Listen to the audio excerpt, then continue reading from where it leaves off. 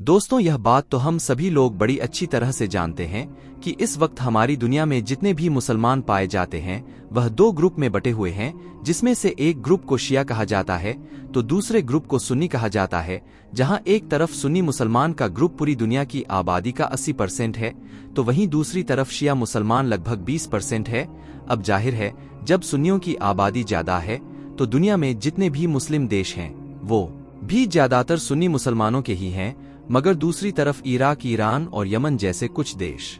शिया मुसलमानों के भी हैं। पार्टिकुलरली अगर बात करूं हमारे प्यारे देश भारत की, तो यहाँ पर जो भी टोटल मुस्लिम आबादी है उसका लगभग 86 से 87% सुन्नी मुस्लिम है, जबकि सिर्फ 13 से 14% ही शिया मुसलमान है। इंटरेस्टिंग बात यह है कि इन दोनों ही ग्रुप के अंदर एक दूसरे के बारे में ऐसी बहुत सारी गलतफहमियां और अफवाहें पाई जाती हैं कि जिनका सच्चाई से दूर दूर तक कोई नाता नहीं है। मिसाल के तौर पर आम शिया लोग सुन्नियों के बारे में ऐसी बहुत सारी चीजों पर यकीन रखते हैं कि जिसको सुनकर न सिर्फ हंसी आती है बल्कि वो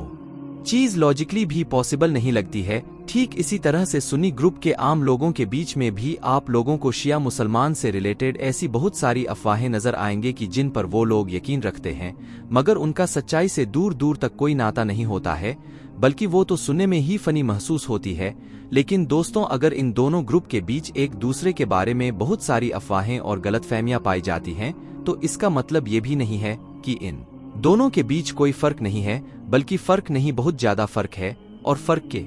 साथ ही यानी फर्क की वजह से ही इतिहास में ये दोनों ग्रुप अलग अलग हुए, वरना पहले तो कोई ग्रुप हुआ ही नहीं करता था। शिया और सुन्नी मुसलमान के बीच जो बुनियादी फर्क पाए जाते हैं उनमें सबसे बड़ा फर्क कलमे को लेकर है, जहां एक तरफ सुन्नी मुसलमान का कलमा है ला इलाहा इल्लल्लाह मुहम्मदुर रसूलुल्लाह, यानी अल्लाह के सिवा कोई माबूद नहीं और मोहम्मद सल्लल्लाहु अलैहि वसल्लम अल्लाह के रसूल हैं, तो वहीं दूसरी तरफ शिया मुसलमान का कलमा होता है ला इलाहा इल्लल्लाह मुहम्मद रसूल अल्लाह अली वालियुल्लाहि वासिया रसूलुल्लाहि व खलीफतो बिला फसल, जिसका मतलब होता है अल्लाह के सिवा कोई इबादत के लायक नहीं, मोहम्मद रसूल अल्लाह सल्लल्लाहु अलैहि वसल्लम अल्लाह के रसूल हैं, जनाब अली अल्लाह के वली है, रसूल अल्लाह की वासी और आपके खलीफा बिला फसल है। यानी दोस्तों, शिया मुसलमानों के कलमे में आप लोगों को अल्लाह और रसूल के साथ साथ हजरत अली का भी जिक्र मिलेगा। मगर दोस्तों, याद रहे, शिया मुसलमानों के कलमे का यह जो आखिरी पार्ट है जिसमें यह कहा गया है कि हजरत अली हुजूर सल्लल्लाहु ताला अलैहि वसल्लम के खलीफा हैं बिला फसल, यानी बिना किसी फासले के, तो इस पर शिया मुसलमान के अलावा कोई भी एग्री नहीं करता है। वो इसलिए क्योंकि जहां एक तरफ शिया मुसलमान हुजूर सल्लल्लाहु अलैहि वसल्लम के बाद हजरत अली को ही उनका पहला खलीफा मानते हैं, तो वहीं दूसरी तरफ सुन्नी मुसलमान हजरत अली से भी पहले 3 खलीफाओं को मानते हैं, यानी हुजूर सल्लल्लाहु अलैहि वसल्लम के बाद पहले खलीफा हजरत अबू बकर सिद्दीक, जबकि दूसरे खलीफा हजरत उमर, तीसरे खलीफा हजरत उस्मान और चौथे खलीफा हजरत अली। बात करें अब अगर कुरान के बारे में कि क्या शिया और सुन्नियों का कुरान अलग अलग है या फिर एक ही है, तो दोस्तों इसका जवाब हाँ भी है और ना भी है। वो इसलिए क्योंकि अगर आप लोग अरबीक के हिसाब से देखेंगे तो कुरान दोनों का एक ही है, मगर अगर तर्जुमा को देखेंगे यानी ट्रांसलेशन को और उसकी तफसीर यानी एक्सप्लेनेशन को देखेंगे तो मामला पूरी तरह से अलग है। यानी एक आयत का तर्जुमा शिया मुसलमानों ने अलग तरह से किया होगा, जबकि सुन्नी मुसलमान ने अलग तरह से कर रखा होगा, और तफसीर यानी एक्सप्लेनेशन में ज्यादातर आयतों का कॉन्टेक्ट ही बदला हुआ नजर आएगा। बात करें अब अगर नमाज के बारे में, तो दोनों ही ग्रुप के अंदर एक दिन में 5 फर्ज नमाजों को अदा किया जाता है, मगर जहां एक तरफ सुन्नी मुसलमान 5 नमाजों को अलग अलग अदा करते हैं, तो वहीं दूसरी तरफ शिया मुसलमान अपनी कुछ नमाजों को आपस में मिला लेते हैं, जिसकी वजह से वो इन सारी नमाजों को 3 वक्तों में ही अदा कर लेते हैं। इसके अलावा रमजान के महीने में भी सुन्नी मुसलमानों में जो तरावीह का कॉन्सेप्ट पाया जाता है, जिसको सुन्नी मुसलमान बड़ी शौक से पढ़ते हैं, और क्योंकि वो साल भर बाद वापस आ रही होती है तो उसके आने से पहले कई दिन पहले से ही चर्चे करने लगते हैं। ये सारी चीजें शिया मुसलमानों में नहीं पाई जाती है, क्योंकि उनके यहाँ पर तरावीह का कॉन्सेप्ट मौजूद ही नहीं है। उनके मुताबिक यह एक ऐसी विदात है कि जिसको सुन्नियों के दूसरे खलीफा यानी हजरत उमर राजी अल्लाह ताला अन्हों ने शुरू किया था। इसके अलावा इन दोनों ग्रुप के बीच एक बड़ा फर्क हजरत इमाम मेहंदी को लेकर भी है। इस बात पर तो पूरी दुनिया के ही मुसलमान यकीन रखते हैं कि दरअसल हजरत इमाम मेहंदी के जो कि आखिरी खलीफा होंगे, वो क़यामत से पहले जाहिर होंगे हमारी दुनिया से जुल्म और सितम, नाइंसाफी और इस तरह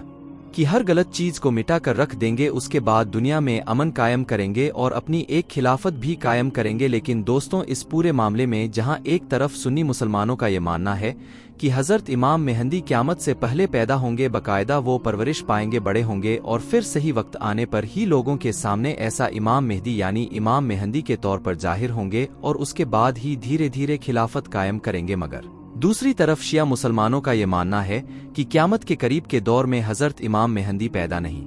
होंगे, बल्कि वो तो हमारी दुनिया में ऑलरेडी पैदा हो चुके हैं और पिछले सैकड़ों सालों से वह हमारी दुनिया में ही मौजूद है, लेकिन हम लोगों को नजर नहीं आते हैं। वो एक गार के अंदर महफूज हैं और सही वक्त आने पर सिर्फ जाहिर होंगे, यानी पैदा नहीं होंगे बल्कि सिर्फ जाहिर होंगे और उसके बाद ही दुनिया भर में अपनी खिलाफत कायम करेंगे। दोस्तों, शिया और सुन्नी ग्रुप के बीच एक बड़ा इख्तिलाफ हजरत अली को लेकर भी पाया जाता है। शिया लोगों का ये मानना है कि हजरत अली शेर खुदा हुजूर सल्लल्लाहु अलैहि वसल्लम के बाद बाकी जो